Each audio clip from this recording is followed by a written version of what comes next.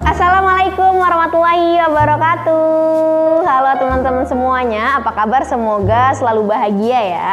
Oke, ini adalah pertama kalinya Najma Institute membuat Q&A.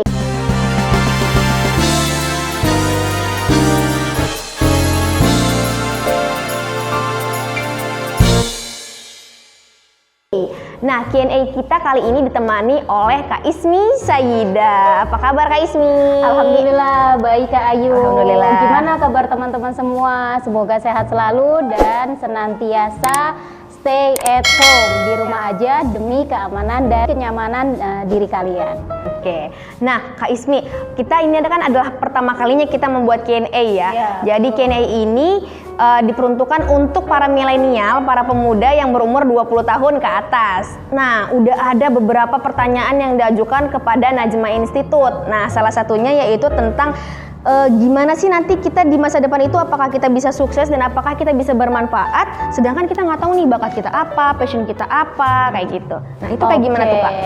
Memang ya menjadi pertanyaan besar diri kita gitu ya. Mungkin juga khususnya tadi ya para milenial di usia 20-an. Gimana sih caranya, apakah kita bisa sukses di masa depan dan juga kita bisa bermanfaat? Pada dasarnya setiap orang itu diciptakan ada manfaatnya Kak Ayu. Siapapun itu pasti punya manfaat.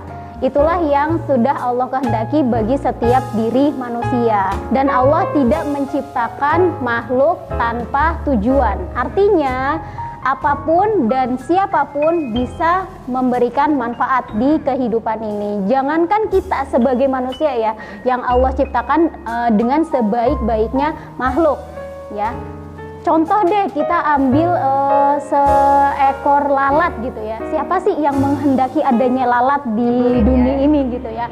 Dahlah kotor, senangnya di tempat sampah dan segala macamnya gitu. Tapi tuh ternyata lalat pun punya manfaatnya tersendiri. Bahkan Rasulullah pun ada dalam sebuah riwayat gitu ya, jika makanan kalian dihinggapi atau minuman kalian dihinggapi oleh lalat, maka tenggelamkanlah lalat tersebut karena dalam satu sayapnya terdapat racun dan di dalam sayapnya yang lain itu terdapat penawarnya. Disitulah manfaatnya. Bahkan mungkin bagi bagi manusia pun ada manfaatnya. Contohnya, karena ada lalat akhirnya terciptalah tudung saji. Itu salah satu contohnya gitu ya. Kemudian manusia bisa berkarya untuk menemukan solusi gitu ya. Pun kita sebagai manusia pastinya kita punya manfaat tersendiri. Bahkan Allah Subhanahu wa taala sudah berfirman dalam Quran surat Al-Isra ayat 83 dan 84 bahwa kita semua manusia punya manfaatnya. Yang harus kita cari adalah peran. Yang harus kita cari adalah kita ini cenderung kemana. Karena pada dasarnya setiap manusia itu sudah diprogram oleh Allah Subhanahu wa taala. Ya, si A dia akan bermanfaat di bidang ini, si B akan berperan di bidang ini, si berdasarkan C keistimewaannya ya. Berdasarkan keistimewaannya, berdasarkan kecenderungan kuat yang ada di dalam dirinya. Ya, atau kalau misalnya di bahasa yang sekarang itu berdasarkan bakatnya, berdasarkan potensinya, berdasarkan passion yang ada di dalam diri orang tersebut. Nah, yang harus kita cari tahu adalah apa sih sebenarnya peran diri kita? Apa sih sebenarnya kecenderungan kuat yang ada di dalam diri kita? Bidang apa sih?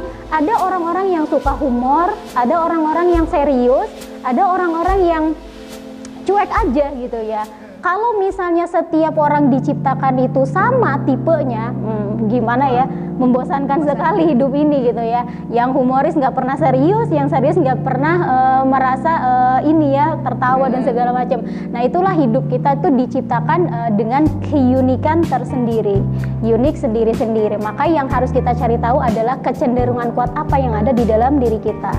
Nah, untuk caranya sebenarnya banyak ya. Untuk cara mengetahui diri kita itu cenderung kemana banyak. Mungkin Kak Ayu juga bisa gitu ya, teman-teman semuanya yang menyimak video ini juga bisa. Coba tuliskan 15 kelebihan, 15 kelemahan. Selain itu kalau misalnya dirasa kok ini susah ya saya nemu kelebihan dalam diri saya, bisa tanyakan ke orang-orang terdekat. Karena kita sebagai manusia ada kalanya kita tidak bisa melihat blind spot kita ya. Jadi sebagai manusia kita mungkin ada sesuatu dalam bagian diri kita yang kita tidak sadari ada gitu. Bahkan bisa jadi orang lain lah yang bisa melihat potensi kita sebenarnya itu apa sih. Nah, maka bisa tanya ke keluarga, ke teman, menurut mereka gimana sih diri kita gitu. Apa sih kelebihan kita, apa kelemahan kita gitu. Atau juga bisa dengan tools. Banyak tools kepribadian yang bisa kita pakai untuk menemukan potensi, menemukan bakat, juga menemukan passion kita. Ada MBTI, ada DSC, ada strength typology, ada talent mapping, ada juga berdasarkan biometrik ya, tes sidik jari gitu ya. Tes sidik jari pun berbagai macam tools yang bisa. Ada Steven dan lain-lainnya gitu Kak Ayu. Oke, nah gitu ya teman-teman ya. Jadi udah deh nggak usah galau lagi karena banyak banget tools ya di zaman sekarang ya kayak untuk menemukan bakat dan potensi ya. Dan tentunya pasti kalau misalnya kita udah nemuin potensi kita apa, bakat kita apa, kita tuh ngejalanin hidup ngerasa kayak enjoy dan pastinya lebih bahagia. Iya, itu juga yang harus kita perhatikan. Jangan sampai kita melakukan segala sesuatu just rutinitas saja. Kita nggak merasa enjoy, kita nggak merasa tertantang gitu ya. Kita ya kayak zombie gitulah ya. Jadi pergi pulang gitu kan, pergi kerja pulang, pergi kerja pulang gitu ya. Itu kayak zombie. Tapi kalau misalnya kita punya passion di sana, maka akan lebih hidup gitu. Nah, kalau misalnya kita udah nemu passion, kita udah nemuin bakat gitu kan, dan kita menjalani keseharian kita itu dengan passion kita, dengan bakat kita, tapi gimana biar kita tahu tuh itu akan bermanfaat atau tidak di masa depan kita nanti gitu. Oke, pada dasarnya apakah yang kita lakukan saat ini bisa membuat kita sukses di masa depan atau bisa membuat kita bermanfaat di masa depan? Ada yang namanya lag measure dan juga ada yang namanya lead measure gitu ya. Jadi ada sesuatu yang di luar kendali diri kita Kayu. Ya, ada sesuatu yang di luar kendali teman-teman semua. Sebaliknya ada sesuatu yang itu ada dalam kendali diri kita. Gitu. Itu namanya lag measure. Lag measure itu adalah hasil. Hasil itu tidak ada dalam kendali diri kita.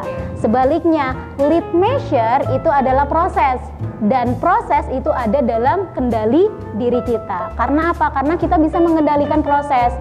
Ketika proses misalnya untuk sukses dibutuhkan apa aja? Oh, dibutuhkan kerja keras, dibutuhkan aksi-aksi, dibutuhkan segala macamnya, plan dan do action gitu ya.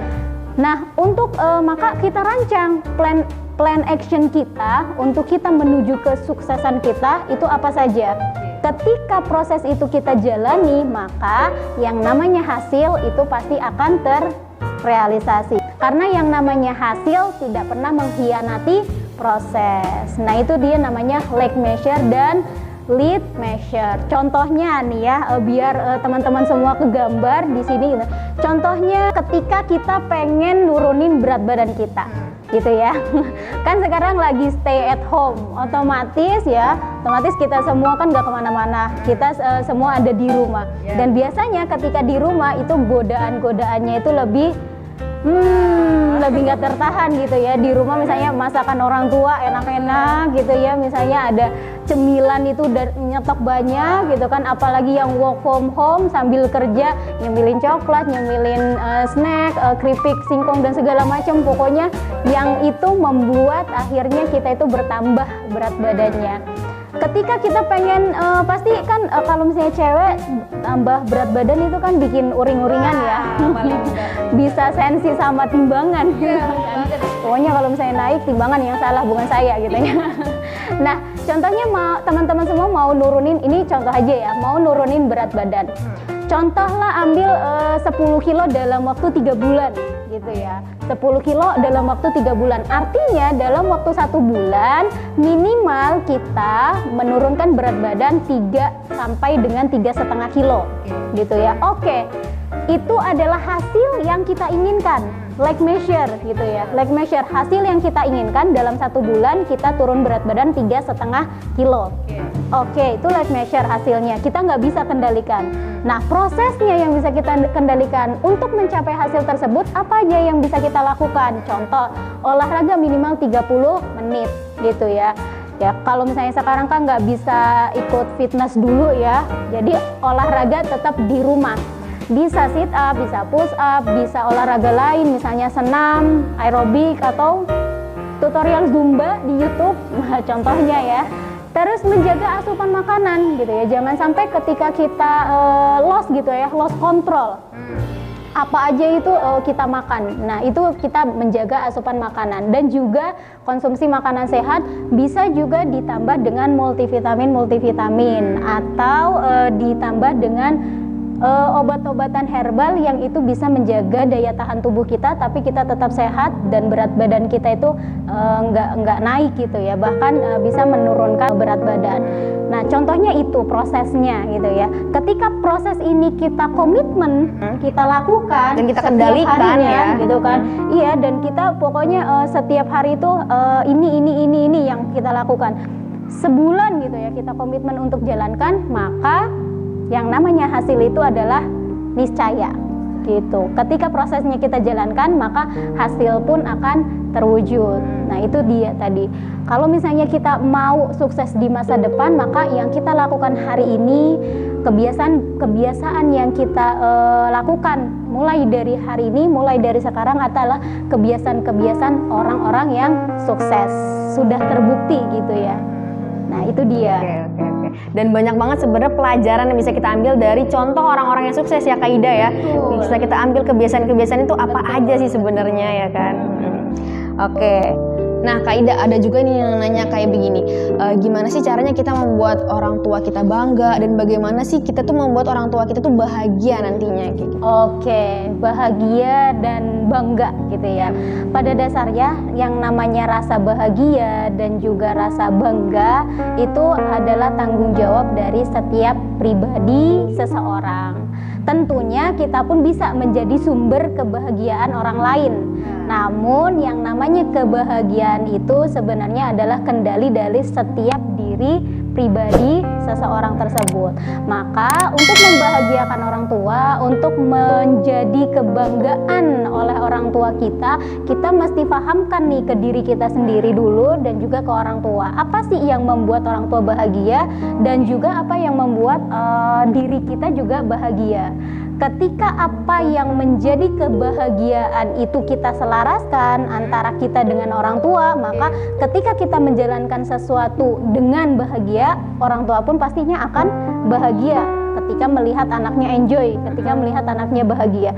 Ketika kita berhasil meraih goals, ketika kita berhasil meraih tujuan, ketika kita berhasil mewujudkan mimpi kita, maka orang tua pun akan merasa bangga gitu ya, bahagia dan juga bangga. Makanya kita perlu nih selaraskan, kita cari tahu, kita tanya ke orang tua, apa sih yang membuat mereka bangga dan juga merasa bahagia memiliki diri kita. Kita selaraskan dengan tujuan hidup kita. Nah, ketika itu terjadi, maka dua-duanya akan bahagia. Jangan sampai kita ingin membahagiakan orang lain, namun diri kita merasa tersiksa, atau diri kita justru yang nggak bahagia. Maka kita harus memperjuangkan bahwa sama-sama bahagia. Ketika kita menjalankan sesuatu, kitanya bahagia, orang tua pun merasakan kebahagiaan itu dan juga merasa bangga memiliki diri kita. Jadi harus terlihat sebenarnya seperti apa bentuk kebahagiaan yang disepakati juga gitu ya.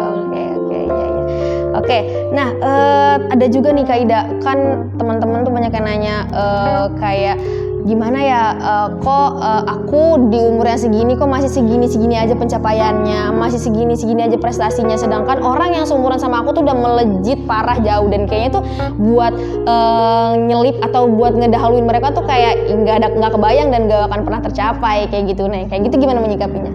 Oke, membuat kita itu seperti merasa tertinggal gitu ya, merasa tertinggal. Ketika kita merasa tertinggal, pada dasarnya itu terjadi kalau misalnya diri kita memang senantiasa membandingkan diri dengan orang lain. gitu ya. Tentunya setiap orang itu punya tujuan tersendiri, setiap orang itu punya goals tersendiri gitu ya. Jangan sampai kita menjalani kehidupan itu karena kita mau menyusul orang lain gitu ya, tanpa kita tahu sebenarnya tujuan kita itu kemana sih gitu ya. Kalau ternyata teman-teman kita itu sebenarnya ada yang ke Bandung, ada yang ke Surabaya, ada yang ke Jogja gitu ya. Kita berusaha untuk nyusul mereka padahal tujuan sebenarnya kita itu ke Palembang. Nah, itu kan nggak nyambung gitu ya. Maka yang harus kita pahamin dulu adalah sebelum kita memperhatikan orang lain sudah mencapai ini dan segala macam, tanya dulu ke diri kita. Kita sebenarnya tujuannya itu apa sih? Goals kita itu apa sih? Nah, ketika kita sudah memiliki goals, maka yang berikutnya adalah kita fokus gitu. Ketika kita fokus pada apa yang kita miliki, ketika fokus kepada apa yang kita targetkan, maka kita akan merasa bahwa diri kita itu sudah on the track. Kita nggak merasa tertinggal. Kalaupun ada yang duluan, oh itu memang kita tengok lagi gitu ya. Oh dia memang sudah melalui tahap prosesnya gitu ya. Karena ketika kita mau mencapai tujuan, kita kan ada tahapan-tahapan yang mesti kita lakukan. Nggak mungkin kita itu mau naik ke lantai 21 langsung terbang gitu ya. Kan kita bukan Batman gitu kan, atau Spiderman gitu. Kita kan hanya manusia gitu ya. Maka selayaknya manusia kita menaiki tangga step by step gitu ya. Ada yang namanya proses di sana gitu, ada yang namanya, dan ini yang kemudian orang-orang itu biasanya nggak memperhatikan gitu ya. Mereka langsung melihat kepada hasil, tidak melihat proses di baliknya gitu ya. Banyak orang sukses yang kemudian oh kok dia sukses begini gitu kan.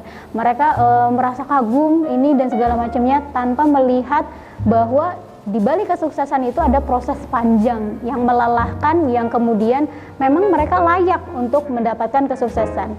Nah, seharusnya kita bisa belajar untuk mencapai ke arah sana, untuk mencapai goalsnya, kesuksesannya, itu apa aja sih yang mereka lakukan, usaha-usaha apa aja yang mereka kerjakan gitu. Dan pun kalau misalkan kita ingin mengikuti jalannya mereka, ingin mengikuti tujuan mereka biar nanti bisa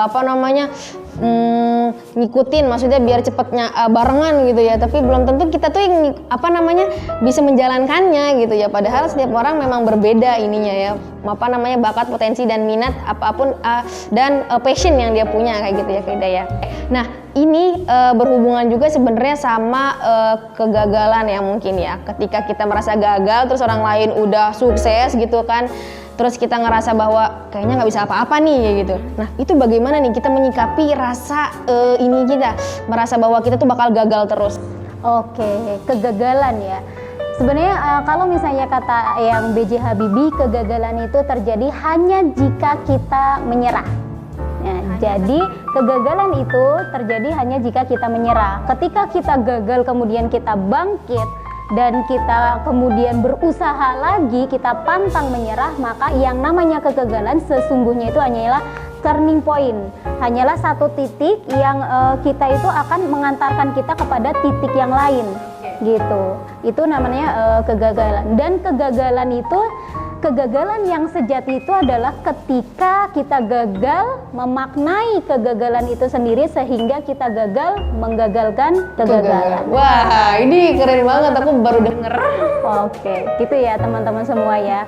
Jadi nggak ada yang namanya kegagalan. Semua itu adalah proses untuk menghantarkan kita menuju ke kesuksesan yang sesungguhnya. Kalau misalkan kita udah merasa bahwa oke, kita nggak boleh gagal, kita harus berjuang gitu kan. Tapi ketika di tengah jalan kita merasa bahwa ada emosi, ada rasa kesel, ada sesuatu yang membuat kita tuh kayak ini nggak bisa nih kayak gini. Nah, gimana tuh kita untuk mengendalikan emosi kita? Sedangkan apakah nanti berdampak dengan lingkungan kita juga, Kak Ida? Oke, pastinya ya yang namanya emosi. Saya pernah ada salah satu vlog saya yang menyampaikan ilustrasi terhadap masalah. Jadi sebenarnya setiap diri kita pastikan membawa masalah, gitu kan, membawa masalah. Ketika kita membawa masalah, maka lingkungan pun akan terdampak. Nah, kita membawa masalah itu karena apa? Karena ketika masalah timbul, kita tidak langsung menyelesaikannya, sehingga masalah itu terus mengikuti diri kita. Itu ibarat seperti kita itu memegang buah tomat, gitu ya. Ketika tomat itu baru dipetik, pasti kan kondisinya dalam keadaan segar, ranum, merah, pokoknya enak banget lah kalau misalnya buat dimakan gitu ya. Cuma ketika kita pegang selama seminggu, 2 minggu, 1 bulan, bahkan mungkin bisa jadi 1 tahun, itu kan jadinya busuk. Akhirnya menyebarkan bau yang tidak sedap ke lingkungan. Begitu pula diri kita. Ketika kita membawa energi positif, maka dampak terhadap lingkungannya pun positif. Tapi ketika kita membawa masalah atau membawa aura negatif, maka dampak ke lingkungannya pun akan kurang baik gitu ya, akan tidak baik. Sama-sama ke negatif arahnya. Nah, kayak gitu ya teman-teman. Jadi kalau misalkan kita punya masalah gitu kan, pasti berasa nih beratnya nih. Ketika punya masalah tuh berasa beratnya, dan ketika lama-kelamaan tetap dipertahankan, nggak diselesaikan, malah makin berat ya Kak Ida ya, begitu. Oke. Kak Ida, nah banyak banget nih yang nanya tentang insecure. Gimana sih menghadapi diri gue yang kalau kadang-kadang tuh suka insecure ngelihat orang lain begini, begitu gitu. Nah itu gimana menyikapinya? Nah itu juga biasa terjadi di kalangan gak hanya di umur usia 20-an ya mungkin, tapi juga di usia remaja gitu. Karena salah satu agenda Najma Institute itu kan ada yang namanya Amazing Teens Bootcamp, yang mana diikuti oleh para remaja usia 12 sampai dengan 18 tahun. Itu banyak dari mereka, para peserta itu ketika ditanya tentang rantai gajahnya, tentang ketakutannya, banyak di antara mereka yang bilang, Kak, saya ngerasa insecure gitu. Bahkan insecure di dalam keluarga maupun di kalangan teman-temannya gitu ya. Nah sebenarnya rasa insecure ini kita bisa kendalikan ketika apa? Ketika kita fokus pada apa yang ada di dalam diri kita, pada apa yang kita miliki, dan pada apa yang bisa kita kembangkan, pada apa yang bisa kita optimalkan manfaat yang ada di dalam diri kita. Tapi itu akan terjadi, insecure itu terjadi karena apa? Karena kita terlalu fokus pada apa yang tidak kita miliki dan dimiliki oleh orang lain, oleh teman-teman kita. Kok teman saya itu banyak yang lebih cantik, lebih pintar ya, lebih kaya dan segala macamnya. Ketika kita melihat itu semua, gitu, ketika kita fokus di luar diri kita, maka saat itulah awalnya terjadinya insecure. Kita akhirnya tidak fokus bahwa kita juga memiliki banyak potensi, kita juga memiliki banyak kelebihan yang bisa kita optimalkan, kita manfaatkan, dan kita juga memiliki banyak hal yang mestinya bisa kita syukuri gitu Kak Ayu. Mungkin Kak Ayu juga punya tips gitu ya, gimana caranya supaya kita para remaja ini atau usia yang 20-an ini ya nggak merasa insecure. Biasanya insecure itu terjadi ketika ini ya, kita scrolling sosial media Kak Ida. Biasanya ngelihat sosial media yang teman-teman ngupload yang happy-happy, jalan-jalan gitu kan, sedangkan kita di rumah aja gitu kan. Itu terlepas dari adanya pandemi ya gitu kan. Terus hangout kemana gitu, tambah insecure aja kan, wah dia bisa nongkrong di sini, sedangkan aku nggak bisa gitu, yang kayak gitu-gitu. Mungkin lebih dikurangin lagi main sosial media itu, lebih cerdas lagi gitu kan ya. Ketika kita sebenarnya kan nggak ada orang yang pingin nunjukin kehidupan kelamnya atau kehidupan yang tidak baiknya ke sosial media. Tentunya pasti yang baik-baiknya, yang bagus-bagusnya, yang keren-kerennya kayak gitu. Iya ya, jadi akses sosial media untuk yang memberikan manfaat kepada diri kita, bukan sebaliknya. Yep. Oke, nah teman-teman semua, itu adalah pertanyaan dari teman-teman milenial ya yang sudah ditanyakan kepada Najma Institute dan sudah diberikan tips dari Kak Ismi Saida. Nah, dari pertanyaan itu kan semuanya lining ya teman-teman ya, dan semoga teman-teman mendapatkan banyak manfaatnya dan teman-teman bisa mempraktekannya juga mengaplikasikannya, begitu ya Kak Ismi Saida. Insya Allah, saya yakin teman-teman di sini semuanya bisa memberikan yang terbaik, melakukan yang terbaik dalam kehidupannya, dan juga bisa bermanfaat untuk sebanyak mungkin orang. Oke teman-teman, karena bakal banyak banget video yang bermanfaat di-share di channelnya Najma Institute, jangan lupa untuk subscribe dan juga klik loncengnya ya. Dan kalau buat kamu yang pengen nanya-nanya lagi, silahkan untuk komen di bawah ini. Oke Kak Ida, terima kasih ya sudah sharing di channel Najma pada kali ini. Dan mungkin nanti kita akan hadir di video selanjutnya. Yap, betul sekali. Jangan lupa ya, selalu tonton video-video di Najma Institute karena bermanfaat. Oke, sekian dari kita. Wassalamualaikum warahmatullahi wabarakatuh.